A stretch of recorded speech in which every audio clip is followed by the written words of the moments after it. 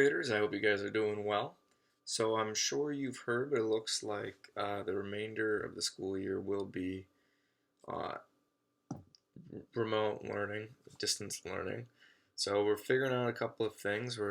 Number one, we're looking at what we can do to celebrate your guys' 8th grade graduation. So if you guys have ideas of ways we could do that, you can let me know, or you can let Mr. Grogan know, and I'll be sure to bring them up at our next faculty meeting. Other thing I'm looking at too is what to do for our final exam format. I'll give you guys some more information on that as that approaches. Okay, 8th graders, let's take a look at our lesson for this week. So this week we're going over third person pronouns, and we're also covering different countries. So let's take a look at those third person pronouns. Here's their chart here. This is in your textbook, lesson 15, if you want to follow along. So we have this masculine singular, is, he, ea, she, and id, it.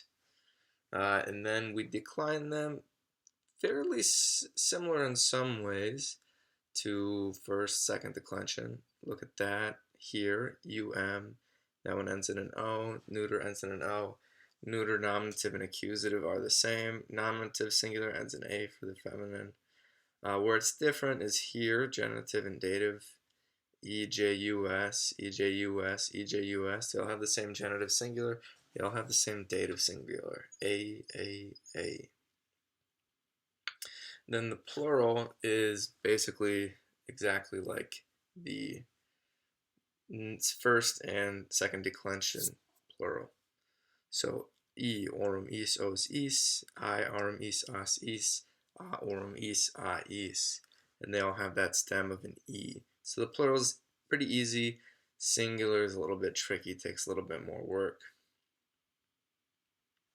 We also have the adjective here. We'll look at it on the bottom. Suus, sua, suum. That is the possessive adjective. His, her, its, or their own. And this is pretty straightforward, but the only thing that can be confusing is remember that this adjective is going to match whatever noun it's modifying in 3 ways. It's going to match in gender, it's going to match in case, and it's going to match in number. So it might be feminine when it's referring to a masculine, his own, her own, his own. And it might also be plural when you would think it would be singular, but that's because it's grammatically matching what it's modifying. We'll take a look at our new vocabulary as well. Athenae, Britannia, right? That's pretty straightforwardly Britain. Caledonia, Carthago, Carthago delenda est, Carthage must be destroyed, Europa, Germania, Graecia, Helvetia, Hibernia. Hibernia is the land of winter, because the Romans thought that Ireland was this frozen, wintry land that no one wanted to be in. So the ones that are tricky are Scotland, Switzerland, and Ireland. The other ones are all pretty straightforward.